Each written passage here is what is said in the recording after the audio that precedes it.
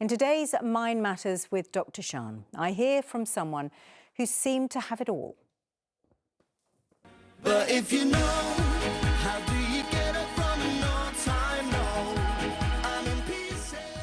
Max George is best known for being part of the multi-million record-selling boy band The Wanted. You might also know him from Strictly, as a radio DJ, even from his role in the television series Glee.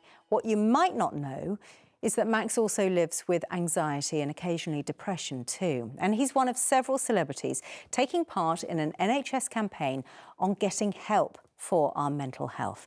He told me earlier about when he first noticed that he wasn't coping well. Probably back when 2010, when The Wanted, our first single came out, and it did really well. It went to #1, and then it was kind of everything I'd ever hoped for, I guess. And then I don't know, I didn't react to it well.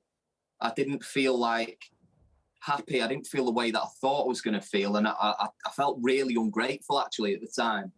And I was like, what is going on here? Why can't I feel myself? And then I went to see a doctor, and they said, have you ever suffered with anxiety before or depression? I was like, no, not at all. And it turns out that that's what I was going through. And and then the sort of journey in tackling and trying to look after my mental health began then. Which was a long time ago, and you were such a young lad, and people would have been looking at you thinking, you've got this fame and fortune, catapulted with Wanted to #1 with your single All-Time Low. They would not have been seeing you in that low mood, would they?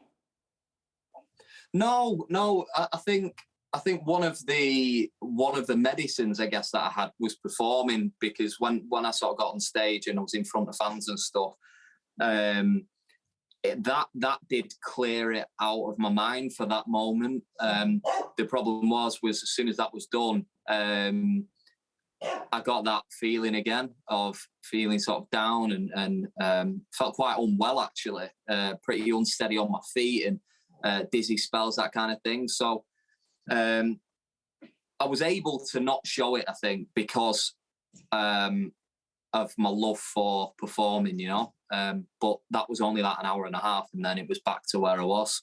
Yeah, I guess one of the myths around anxiety and depression is that it only targets certain groups of people, and that if you're successful, it's not going to hit you, but it's an equal opportunities employer, isn't it? I mean, it can show itself at any time. When did you get your formal diagnosis? When did you know, this is what it is? It really flared up badly in 2015.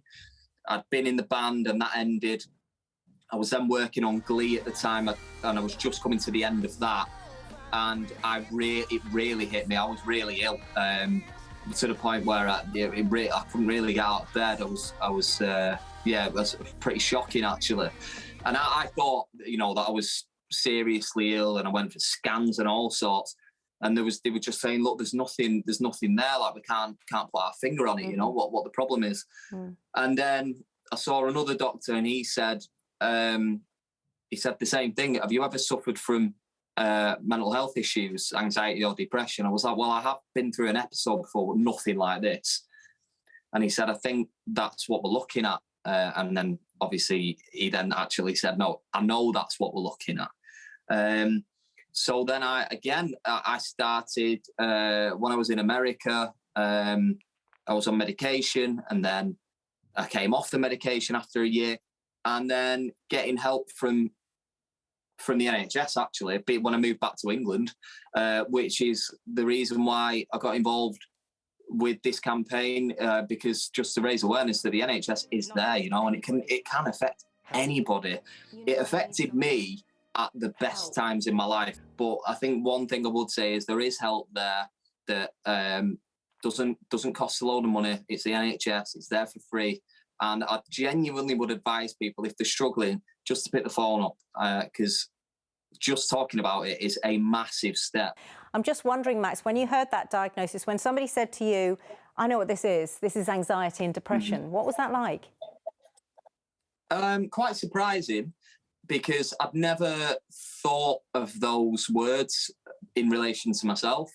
And I'll be honest, when I was growing up and I would see on the TV like a footballer's depressed or like this rock star is depressed, I would be like, man, how can they be depressed? They've got like, they're like living the dream, surely. And yeah, so, and then I was living my own dream, you know, I was achieving everything I wanted to achieve. And then you feel like that and you get told that you've got anxiety and depression. And at the start, it was quite weird to adapt to.